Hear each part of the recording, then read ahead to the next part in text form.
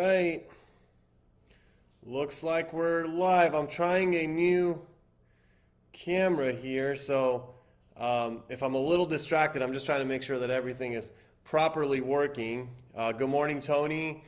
Tony, can you let me know if the camera's working properly? If you can hear me well, just give me a thumbs up or something.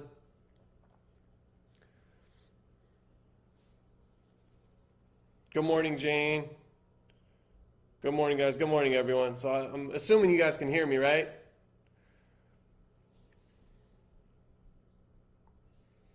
I'm just gonna wait to get some feedback before I start talking. It's a new camera setup, so I'm not really sure.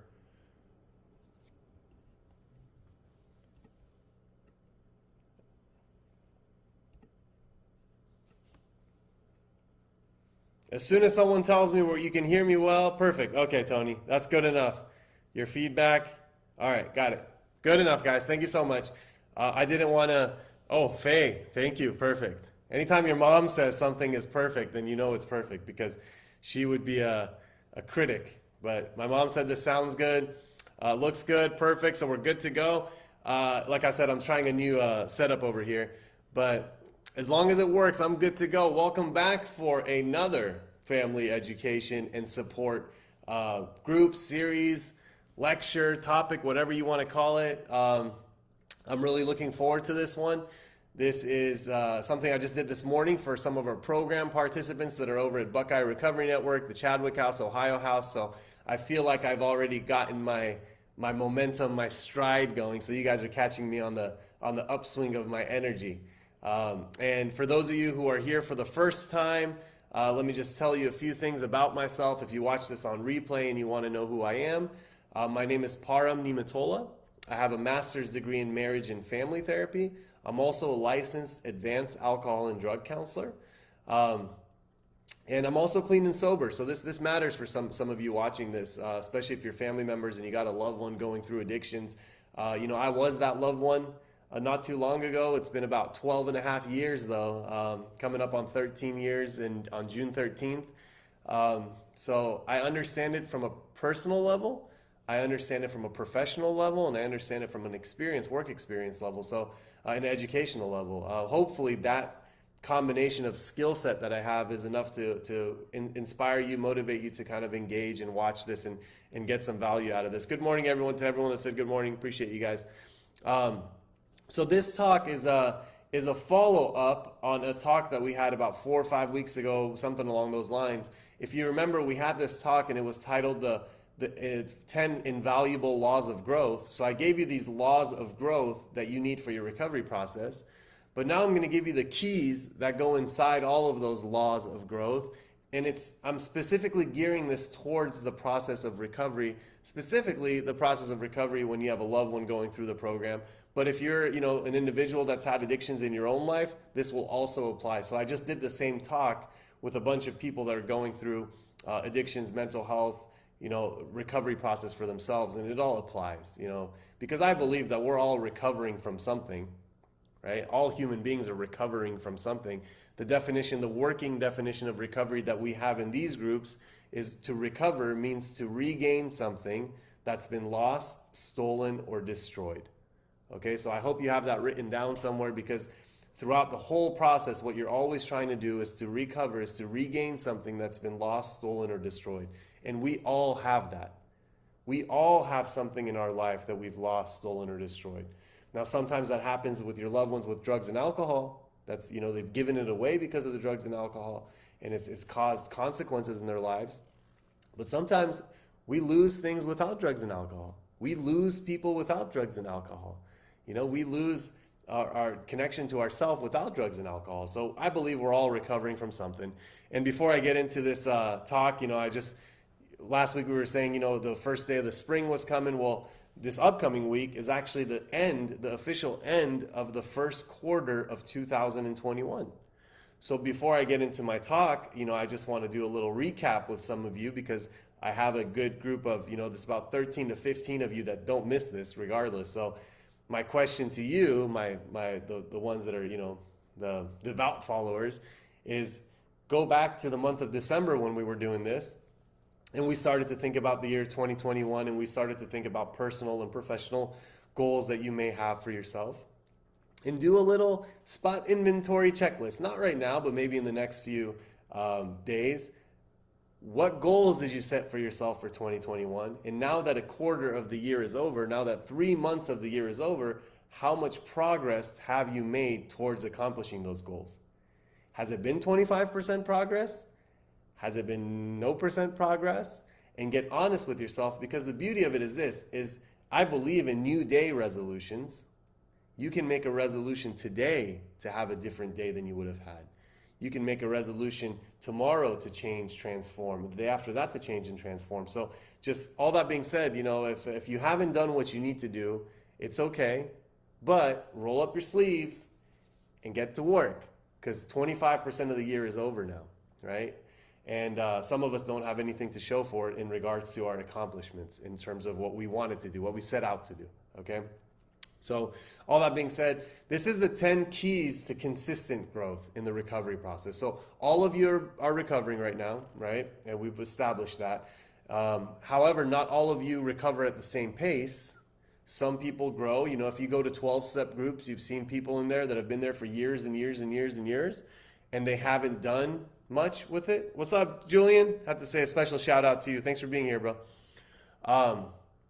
Julian's very excited for 2021. He's about to become a drug and alcohol counselor, and he is also about to become a father for the very first time in his life.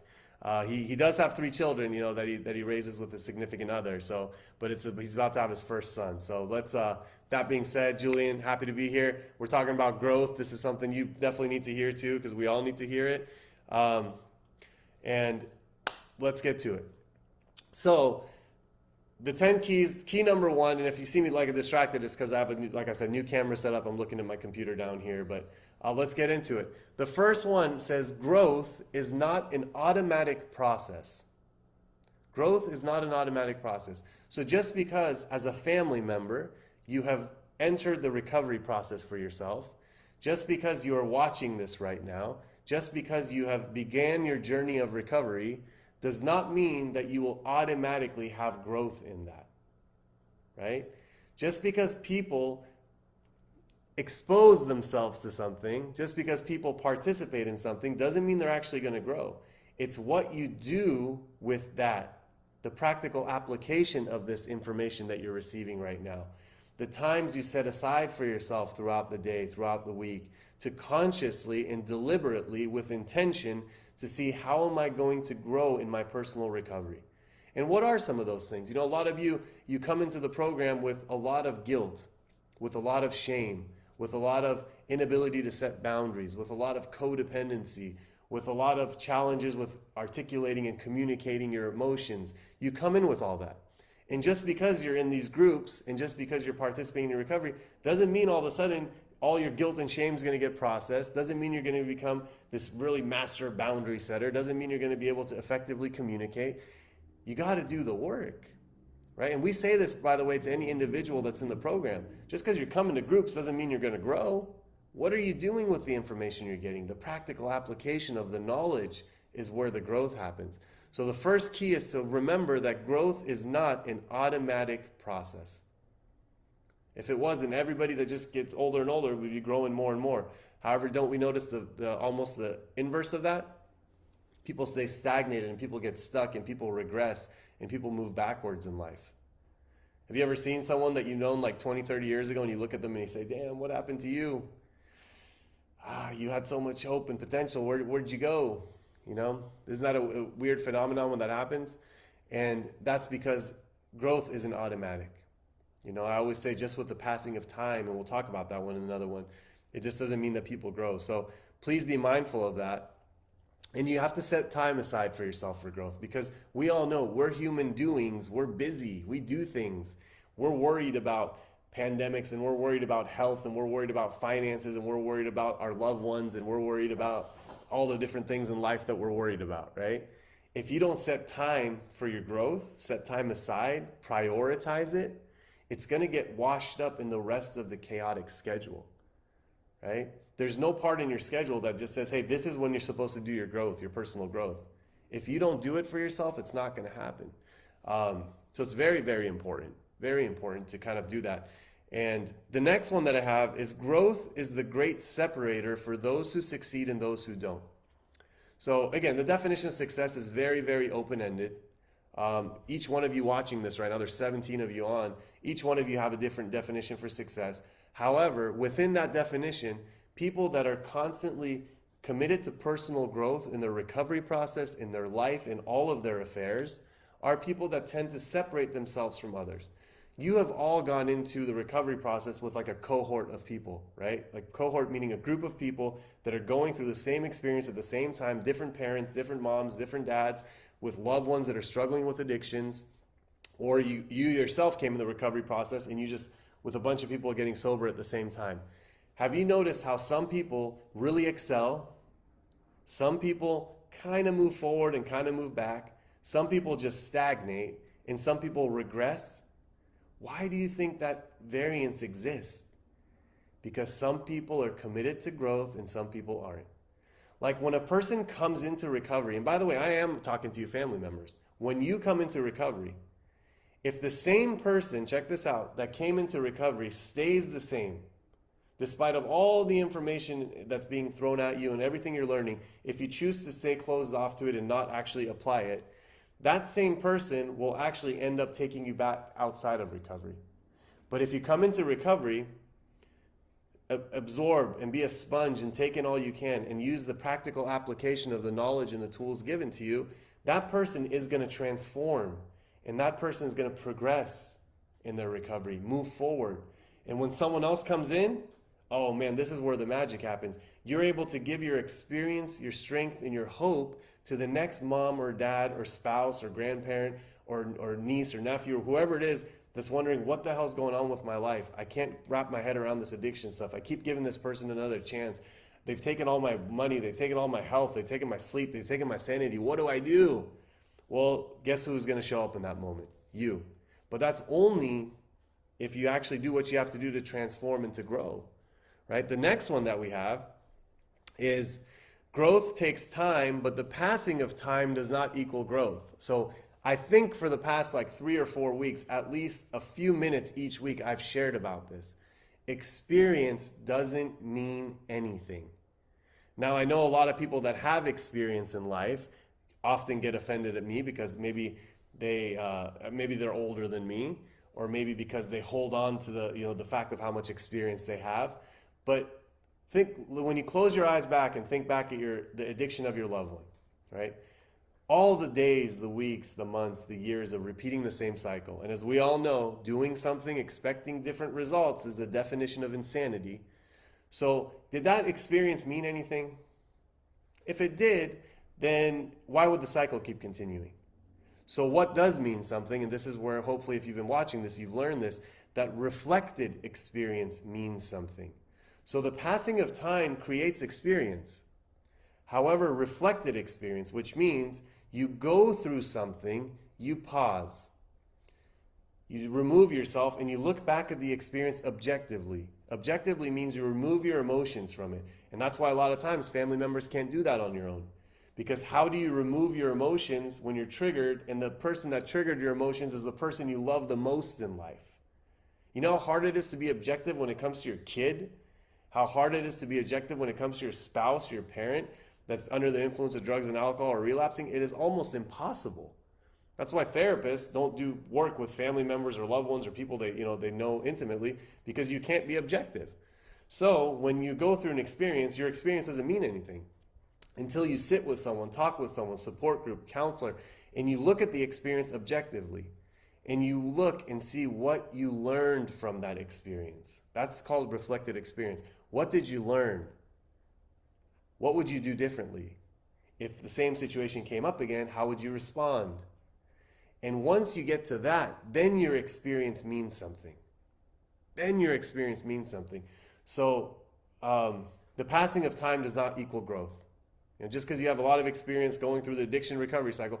We have some clients that have gone through the addiction recovery cycle, I kid you not, like 17, 20 freaking times. You know how much experience those people have? Some of them can recite the book better than I can even read it. Literally, they have it like memorized and stuff like that. It doesn't mean anything until they actually reflect back on it, and apply what it is that they're learning. Right? Apply what it is they're learning. And family members are, by the way, the same way. I know family members gone through the process for like 10 years. And as soon as their loved one does something, they revert back to that same scared mom and dad with all the codependent traits that's riddled with fear and anxiety and guilt and shame and all that kind of stuff like that. And they forget everything people like me tell them on a day-to-day, week-by-week, year-by-year basis. Once you, by the way, realize that you're not that much different than your loved one, your whole entire world will just, it's like an aha moment. You know, because it's easy to say that we're different as a family member because we don't use drugs and alcohol. But when you realize your codependent patterns are very similar to those of a drug addict, you will become really, really, really in awe of the whole dynamic, right? Because what the drug is to your loved one is to you. Your kid is your drug.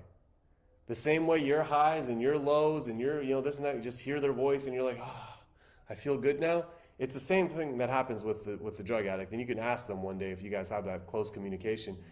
I've seen people go into treatment, codependent relationship. I've seen someone go into treatment and the spouse came to the treatment center 4 or 5 days later when they weren't allowed to see them and they were shaking. I'm talking about have you ever seen an opiate addict or an alcoholic? An alcoholic's a good example. Stop drinking and they get the shakes. I saw a human being come to a detox shaking because they couldn't see their other codependent. Shaking, like going through detox symptoms. So it's the same thing. And codependence, you're the quote that I always like to throw at you.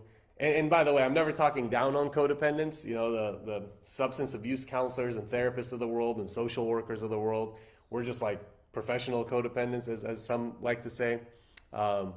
We just found a career that you can kind of practice some of it in there and just kind of that whole world. But if we work on ourselves, we can actually really manage that in the field, by the way. So you can also manage it too. And yes, that is the reason why it is called a family disease, is because it impacts all members of the family. All members of the family. All members of the family, right? The individual using the substance causes the same psychological, emotional chaos, destruction, instability, all that kind of stuff within the rest of the family members. That's why families need to heal on their own and heal together. Like each person has to go on their own healing journey. Each person has to go on their own healing journey. It's not a matter of like that loved one getting better and then we're okay. It just doesn't work that way. Was just sick as my addicted loved one, as the codependent. Yep, I know. It happens to a lot of family members when they realize it. When they realize that they were also a part of that process, it's really eye-opening for them. And the other thing too about codependency, it's the quote that I have for it is when a codependent is drowning, someone else's life flashes before their eyes. So there's a quote, it's like when you're drowning, your life flashes before your eyes. That's the traditional quote. But when a codependent is drowning, someone else's life flashes before their eyes. And I know there's some humor in that, dark humor, but there's a lot of truth in that, by the way. I've seen family members that are really, really, really struggling, but they're not even considering their own struggle because they're hyper-focused on the struggle of someone else, which is completely backwards in the healing process. So the next one that I have here, and by the way, if you have any things on the side chat to add, to talk about, to share, feel free to. My goal is in the next few weeks, I will have this feature up that will allow people to pop up and have a chat box to chat box dialogue with me right there on the screen. Other people will be able to see it, so that's at your own choice, but it's going to be really cool. I've been doing this YouTube live every week with a really good doctor, and he has this feature that we've been using that's been working really great. We have people from all over the country popping up and talking to us, and I'm going to be doing the same stuff here for our family education support group. So imagine being able to hear people talk about their, what they're going through and being able to watch that conversation. It's just going to be really healing and therapeutic, and it's going to help a lot of people. So I'm excited. I'm learning. As you can tell, the quality of the video is getting better. 1 year later, I finally figured out a way to make the background blurry. I'm so proud of it. By the way, I was up to like middle 2 o'clock in the morning messing with all these different settings and trying to figure this out. But I do want to provide something to you that adds value. You know what I mean? So Let's get to the next one. This one's important. I like this one. I think this was my favorite one. So it says the more you grow, the more, let's see, I want to make sense. The more we know, okay, so the more you grow, the more you know you need to grow. Okay, I'm going to say that again because I messed it up. But the more you grow in life, the more you're going to know that you need to grow. So I'm always really cautious and really, standoffish with anyone says, "Hey, I already know it. I already got it. I already figured it out. I don't need to learn anymore." That doesn't make sense to me. I mean, if you look at like a martial artist, right, that's really skilled at their trade and they're just masters of what they do, they don't say, "Well, I already know how to punch and kick." They still go practice and throw 1,000 punches and kicks every single day. I mean, one of my favorite people is basketball player. His name is Steph Curry. He's the greatest shooter that we've ever seen in our lifetime. Imagine if Steph Curry said, "I already know how to shoot. I don't need to shoot anymore." He knows that he's going to go shoot 1,000 more shots each and every single day, right? The more you know something, the more you know you need to know. The more you do something, the more you know you need to do it. And that's recovery in a nutshell, my friends. It's all about repetition. The more you learn about yourself, the more you learn about others, the more you learn about addiction, the more you learn about mental health, the more you actually need to know.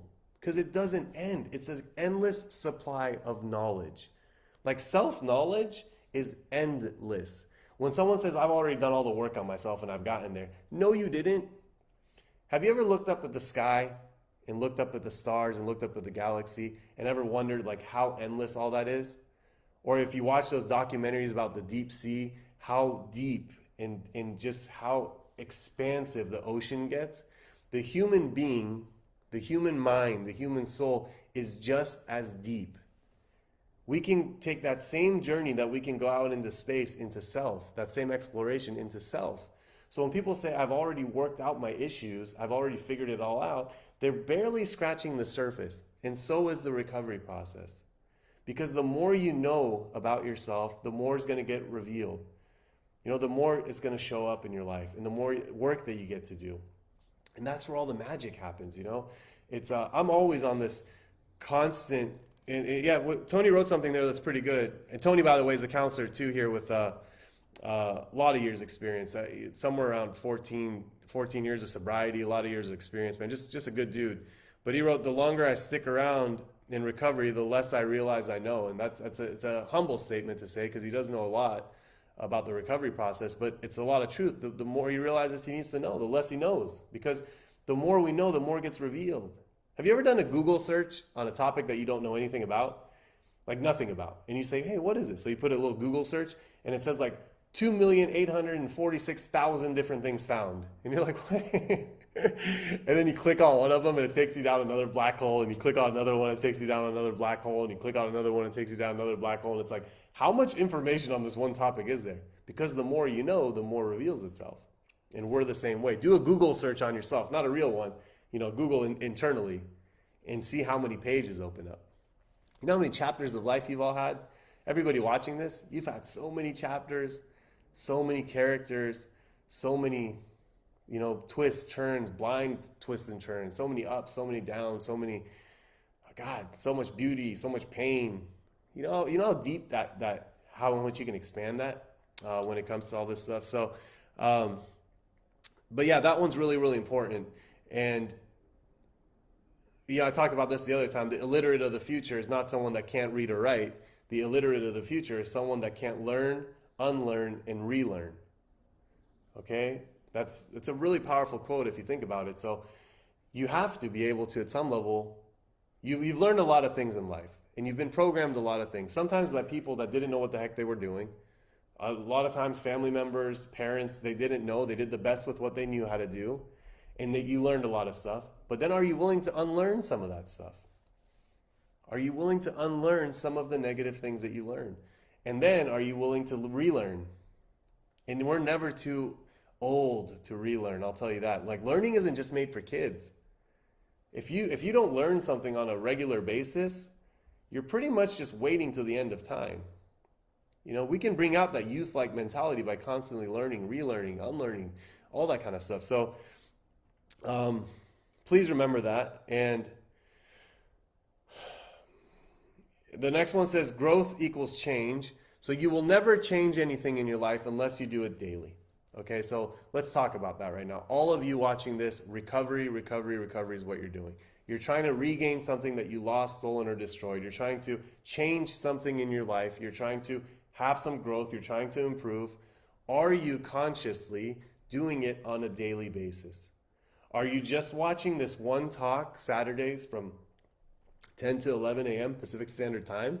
Or when you get off this talk, you actually continue to do things daily for your recovery? Because don't get me wrong, watching this once a week is okay, but it's not going to create lasting transformation and change. I mean, get out of here. Think about it this way. Let's say tonight you go and have a nice dinner, the best dinner of your life, right? Whatever your diet is. Mine, of course, is going to be a plant-based vegan meal, but for whatever yours is, I don't care. Let's say you have the best meal of your life, and you feel full and satisfied. Now, if you don't eat anything until next Saturday, how hungry will you be? How starving would you be? How angry would you get? How hangry would you get? Would you even be able to function throughout the day? So what we eat today doesn't mean anything next week. The recovery we do today is beautiful. This feels good. You connect, you get motivated, you get inspired, but that's not going to last the entire week. By the time Tuesday, Wednesday comes around, you need to refuel. You need to add recovery. And if you're trying to change something in your life, you got to do it daily, every single day. And I'm not talking about one step forward, one step back, 2 steps forward, 1 step back. Forward progress continuously produces change. You know, we've talked about the 25% of the year that's already over right now. And if you look back and see how many things did you do on a daily basis, if there's not that many things that you did on a daily basis, right, then you'll realize that the way your life looked like December 31st versus the way your life looks like today is probably really similar. And that's not a you thing, that's an everyone thing. The only people that actually have complete transformations is because they commit to doing something daily. And so is the recovery process. It has to happen on a daily basis.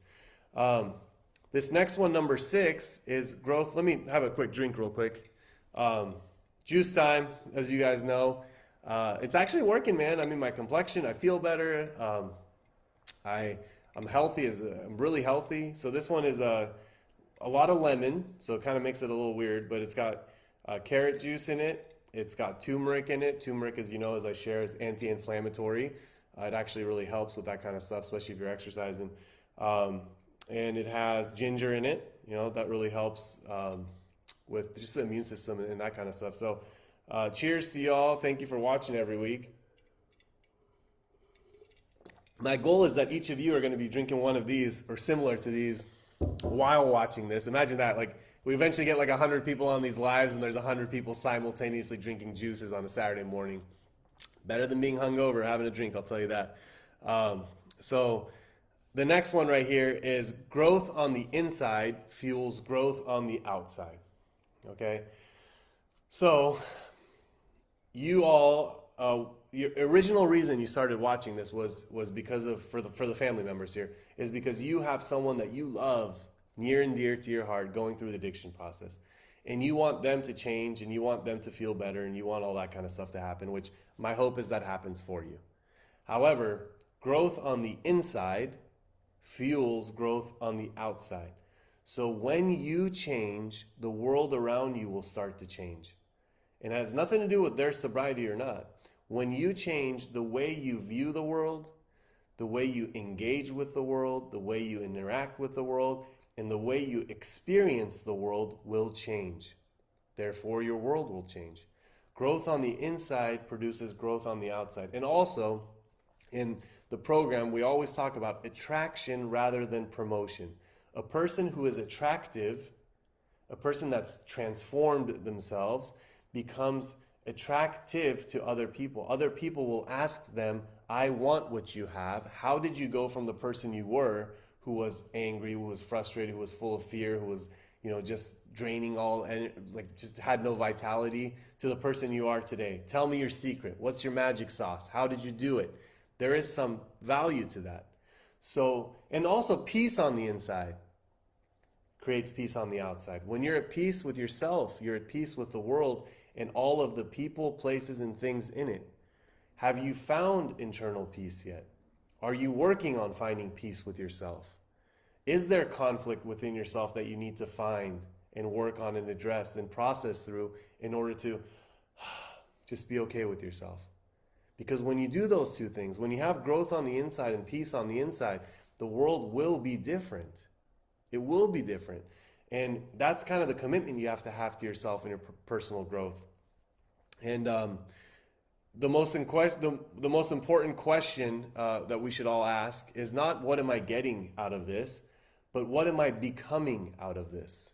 Okay? So not what am I getting out of the recovery process? Like what am I getting? What am I getting? What am I getting? That's basic level of thought, right? That's like obvious. It's like, okay, when I read this book, what am I getting out of it? When I watch Param talk, what am I getting out of it? When I go to my family Al-Anon support group, what am I getting out of it? That's basic. And some of you might be there, and that's okay, because that's the first step. But once you get there, the next step is what am I becoming from this experience? What am I becoming from this book that I read? What am I becoming from this talk that I just invested my hour of my Saturday listening to? What am I becoming of going to these groups and sitting down and working on myself and trying to do all this personal growth? Because if you're not becoming something that's not the person watching this, then you're wasting your time. Because the person watching this over and over again, if it stays the same, there's no growth. When there's no growth, there's stagnation, there's regression. It goes back to old ways. The same way your loved ones go back to drugs and alcohol. Right? Don't you think family members go back to the person they were? If you really don't think that happens, then either you're not looking at your own history or you're not opening your eyes to watch other family members go through the process. Family members relapse and go back to their old ways at the same rate that addicts and alcoholics and people struggling with addictions go. I know that's a hard one to swallow. I know that's a tough one to swallow because you're thinking that there's no way. There's no way I'll go back to how sick I was in the past. There's no way I'll go back to those weak boundaries I had in the past. There's no way I'll go back to the feelings of guilt and shame and anger and frustration and all that kind of stuff I had in the past. For those of you who are committed to this, by the way, you have a really good chance not to. You know, because you're consistent, you do. But there's a lot of family members that maybe have checked this thing out one time, or they stop showing up to these things, or never even say, it's not for me, I don't want to do it. That family member will re-experience their past again. Their past will continue to show up in their future. And I say that with a smile because I know that with 100% confidence, that will happen. And when family members, by the way, are doing the same thing they did 5 years ago, 10 years ago, and they're wondering like, what the heck's going on? That's a really scary place to be because you lose all sense of control, power. You feel this small in life. So, yeah, we are always getting new perspectives. That's the beauty of life, I think. It's not only when you actually physically move around, you can get a different perspective, but mentally, psychologically, you could be standing in the same spot, looking at the same thing, but seeing it from a different perspective. And that's kind of the gift of being a human being, I think. So the next one, number 7, there's 3 more, is if what you did yesterday still looks big to you, then you aren't growing today. Okay? So some of you might have, like I said, gone through the recovery process, 30, 60, 90 days, maybe a year ago, you did some family stuff, and you're like, hey, I've done this. You know, I did this a year ago. I did this 6 months ago. I'm good. If that still looks big to you, then you aren't growing, because in life and in recovery, your future always has to be bigger than your past. Your future has to be bigger than your past. Not your loved one's future. Your future has to be bigger than your past. So in our past, and I said this morning to our program participants, and this meant a lot to a lot of them, because so many people that come through with mental health challenges, so many people that come in with mental illness, with addiction, with trauma, with all that kind of stuff, here's what they do. They identify and over-identify with their past, with their guilt, with their shame, with the traumas they've experienced, with the mistakes they've made in life, the challenges that they've created for themselves and others created for them. They identify and over-identify with that, instead of identifying with the person that they can become, who they want to become, what they want to accomplish, the legacy they want to leave, all that beautiful stuff, right? And they make their past bigger than their future, right? There's even family members, they make the past of what they went through with the addiction process bigger than their future of their own recovery. Like when you understand, and I really mean this, as a family member, when you understand that you have more beautiful moments waiting ahead for you, regardless of what happens to your kid, for yourself, you'll realize that, why am I only looking at this through the eyes of my kid? That if my kid gets it, then I'll be okay, right? I always say, be real in life. Control what you can control. Say, if I get this myself, what would my life look like? It's like a whole different version of thinking for a family member, because they can't even separate those two levels of thought. They are their kid and their kid is them, and they identify with each other, forgetting that we're all individual human beings living our human experiences. And I'm not saying forget about your kid. We know we don't do that. We're tribal and communal, and we love our family members. But you got to love yourself. You got to have a future for yourself. Whenever I talk about goal setting with families in recovery, they're like, "What do you mean goal? Our goal is for our kid to get sober." That's as far as they've gone with the whole process. That's as far as they got. And the next one that I have here is, take responsibility for your growth. Oh, this one's good. So I usually say take responsibility for your recovery. Your recovery is your responsibility. But take responsibility for your growth in your recovery process. Okay? Your growth doesn't stop when there's setbacks. When your loved one does something, says something, acts out, relapses, that's not the stop of your growth. Because if you say, well, hey, I was doing it until that happened, now I'm not doing it anymore, guess what? You just blamed something or someone for reasons why you're not responsible for your recovery anymore. And a person that does that not only does it in the recovery process, but I promise you, does it in all areas of their life. How you show up in recovery is how you show up in life. How you do anything is how you do everything. So if you put fault, you put blame, you justify, you rationalize for reasons why you're just not going to try anymore on something or someone else in your recovery, you're going to do that same pattern somewhere else in your life. It'll show up in your relationships. It'll show up in work. It'll show up in your health. And then who's to blame for all that? Got to take responsibility for it. And I'm big on that, taking personal responsibility. I'm so freaking big on that. And again, I never, ever, ever, ever preach something I don't practice. It's not going to happen. It won't ever happen. And I'm in this right here with you guys. I believe in this stuff right here with you guys. So, and this one's nice too. A time comes when you need to stop waiting for the man you want to become and start being the man you want to be. So all of you do a little introspection and say, okay, in my recovery, am I where I want to be? If the answer is yes, good. Continue doing what you're doing. If the answer is no, what do you need to do to get to where you want to get to? That's called growth, by the way. There's a gap.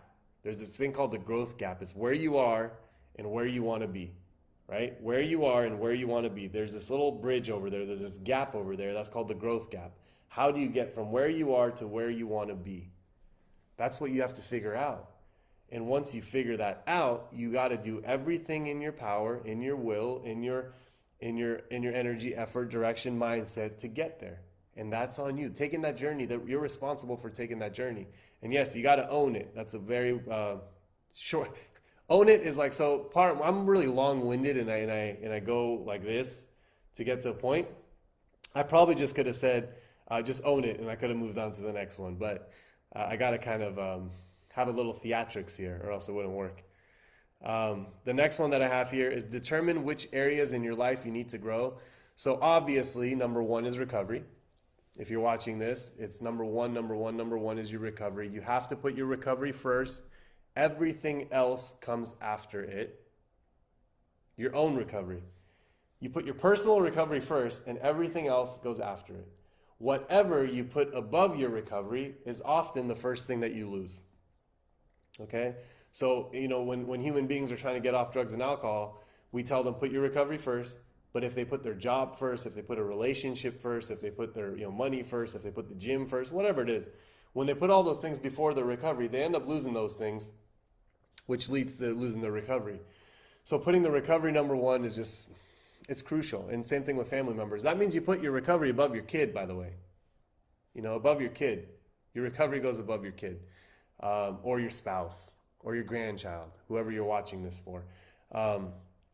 And focus on your strengths. Whatever you're good at, double down on your strengths. Our society has taught something completely backwards. And here's what that is. So let's say, well, here's what society tells us. They say if you're not good at something, if you're weak at something, then work on your weaknesses. That is such a wrong message to give to people. And here's an example why. Let's say there's a kid inside school that is really good at art, excels at art, but is horrible with math and numbers. So let's say he's like a 4 out of 10, 40%. And society tells him, hey kid, go work on your math because it's so bad. Statistics says that kid, by putting all of his time, energy, effort in it, will probably be able to raise that 4 up to a 6. So he'll be a 6 out of 10, which is still a D, which is still pretty much average. I mean, it's like as bad as it gets, right? Nobody's lining up to say, hey, let me see a bunch of people that are 6s out of 10 perform, But if we tell that individual to focus on their strengths, to focus on that art that they're good at, the 8, they can bring that up from an 8 to like a 9 or a 10. They can go from being good to great to exceptional. So find out what you're good at if you're trying to grow, and double down on your strengths and put your weaknesses aside. And I'm not saying if you're a poor communicator.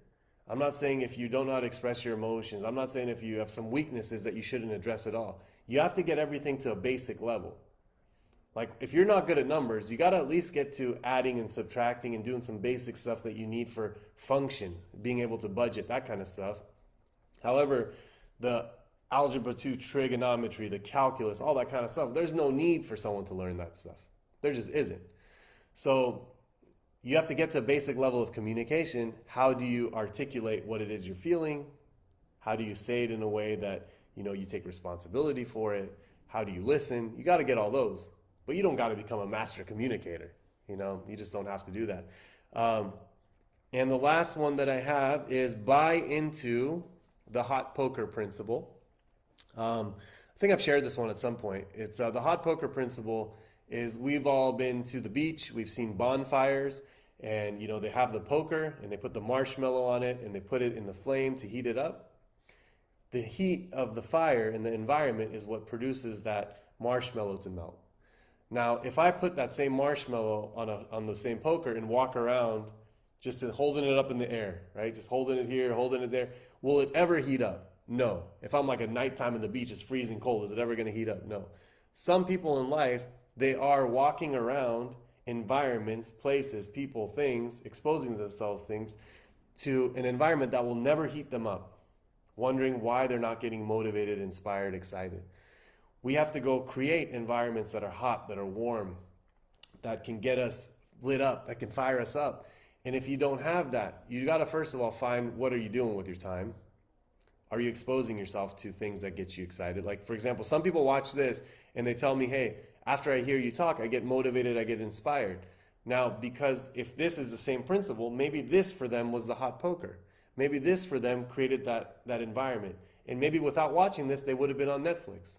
So the only difference was what they exposed themselves to. Now, this is 1 hour out of an entire week. How many different hot environments do you put yourself in to be able to heat up? Like I've shared with you, I got 40-minute drive each way to work, 40 minutes there, 40 minutes back. I listen to podcasts, I listen to people that motivate me, people that inspire me every single day. Every single day. That's 80 minutes a day that I get. My car is my classroom, right? And because when I get out of that car, I'm feeling good, I'm feeling motivated, I'm feeling inspired. Now, if I would just drive there in silence or just listening to mindless music or whatever you want to call it, when I get out of the car, I'm like, okay, what do I do now? The enthusiasm's not there. So let's go through all 10 of those real quick, just name them off, and we'll leave you from there. So number 1, growth is not an automatic process. Just because you're watching this does not mean you're going to grow. 2, growth is the greatest separator between those who succeed and those who do not succeed. 3, growth takes time, but the passing of time does not equal growth. 4, the more we grow, the more we know we need to grow. That's a deep one. 5, growth equals change and change equals growth. Number 6, growth on the inside creates growth on the outside, the same way peace on the inside creates peace on the outside. When you're at peace with yourself, you're at peace with the world. If what you did yesterday still seems big to you today, then you're not growing today. You have to make your future bigger than your past. Okay? Number 8, take responsibility for your growth, your recovery, your health, your healing. Take responsibility for it all, because if you don't, nobody else will. And every time you justify, you blame, you rationalize, you say, hey, because of you, I'm going to stop doing X, Y, Z, then they won and you lost. And next one, determine which areas in your life you need to grow and just focus on your strength. Double down, triple down, quadruple down on your strengths. Just get your weaknesses to anything that's just able to function and just go focus on your strengths. And the last one is the buy into the hot poker principle. Find an environment that you get motivated, inspired, that you get encouragement from, support from. Keep yourself engaged in that environment and see what you can do. So all that being said, 10:45, I appreciate you. I love you. Thank you so much for being here. Hopefully you got some value out of this. Feel free to send me some topics for discussion. And tomorrow at 1:45 p.m. Pacific Standard Time, I will be on Dr. B Addiction. If you look up on YouTube, I'll be on his YouTube page. And what we're going to be doing is there's this new movie called A Good 4 Days, and it's with Mila Kunis and Glenn Close. And it's a story about a mother and a daughter who is heroin addicted and is about to get this naltrexone shot in order to help with her opioid addiction or heroin addiction. But she needs to wait 4 days before the doctor can administer the shot. So it's about her and her mom being living with her mom, waiting those 4 days. And we're going to be dissecting that movie in the trailer. It's at 1:45 and it goes till about 3:45, and we take calls live from people and they pop up and start talking to us. And they're always available. We've had 3 of them so far. You could just go watch them on YouTube, the previous ones. We've had one on anxiety. We've had one on codependency. We've had one on people that think marijuana is harm reduction and all that kind of stuff. So it's a really good resource. It's free. Give it a try. I love and appreciate all you guys. And I will see you next week, okay? Take care, everyone.